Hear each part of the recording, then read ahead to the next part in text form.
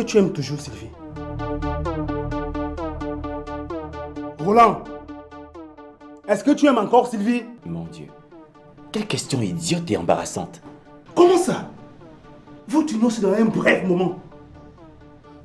Dis-moi, es-tu toujours engagé à épouser Sylvie? Celle que tu as passé plus de 5 ans à aimer. Sylvie, c'est la femme de ma vie. Je ne pourrais pas vivre sans elle. Mais... Il n'y a pas de mec qui tienne. Appelle Dieu, mais dis-lui toute la vérité. Très enrichissante, je l'avoue. J'ai été un peu dépaysé sur la plateforme en mer, mais... Je te rassure tout de suite. Le compte rendu de la hiérarchie te concernant a été tout à fait positif. Je ne vais pas te le cacher. Heureux de vous avoir fait honneur. Vous avez là le compte rendu de ma mission, point par point. Excusez-moi. Sacré Bruno. J'ai failli manquer de vous remercier. Oh, je vous en prie. Je ne regrette pas de vous avoir donné cette fleur.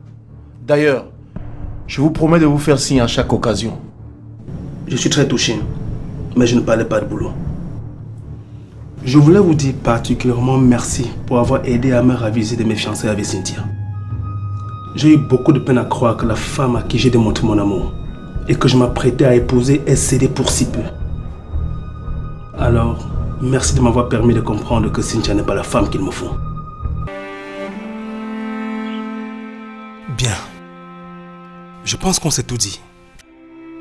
Ça me fait vraiment plaisir que tu aies accepté de venir vivre ici. Parce que je pourrais être appelé à rentrer tard de temps à autre. Et ça m'embêterait vraiment de savoir Muriel toute seule. Il n'y a pas de quoi, monsieur. De toutes les façons, je ne l'aurais pas laissé seule en votre absence. Hey yo, vous parlez de moi là, on dirait que je suis une gamine. Chérie, si tu savais combien ça m'embête de te laisser seule. T'inquiète pas, je ne suis plus seule désormais. Je sais bébé, mais... Ne vous inquiétez pas, monsieur. Elle est entre de bonnes mains et je prendrai soin d'elle comme une mère poule. Merci Yolande. C'est en gros tous les marques d'origine les plus demandées et je revends. Mais pourquoi ces grimaces? Il y a un problème à ce que je fais? Mais attends, Gando. C'est du désordre commercial que tu fais là. C'est comme ça qu'on appelle ça.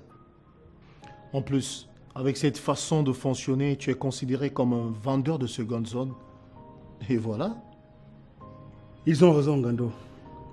Avec tout ça, tu ne seras jamais considéré comme un véritable homme d'affaires. Coralie, écoute-moi très attentivement. Premièrement, ce n'est pas moi qui fais le casting pour les rôles. Il y a un directeur de casting pour cela. Et tu connais très bien ses rigueurs dans le travail. Pardon? Le choix définitif pour le rôle principal n'est pas porté sur moi? Deuxièmement, les acteurs travaillent ensemble et au même endroit. Il n'y a et il n'y aura jamais de super acteur ni actrice dans mon équipe. Steve, tu parles à Coralie? À moi quoi? Coralie? Tu sais combien de réalisateurs me veulent en ce moment dans leur projet? Troisièmement, je n'admettrai plus jamais des écarts de conduite, ni envers les autres, ni envers moi-même. Tu devrais être aux répétitions à la même heure que les autres et feras tout ce qu'on te demandera de faire. Mais tu m'écoutes au moins?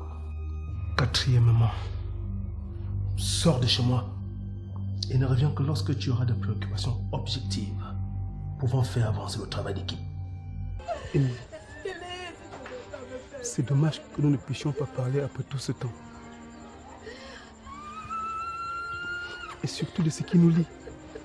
Bien qu'on était ensemble qu'une seule nuit. Mais je sais que tu m'écoutes. Va tranquille. Je sais que tu as fait tout ce que tu pouvais pour notre fille pendant 14 bonnes années. Mais rassure-toi. Ton joli diamant brut, comme tu le dis si bien, est désormais entre des mains expertes. Et elles sauront en faire le meilleur bijou possible. C'est vrai que tu n'as pas vécu la vie que tu aurais souhaité vivre.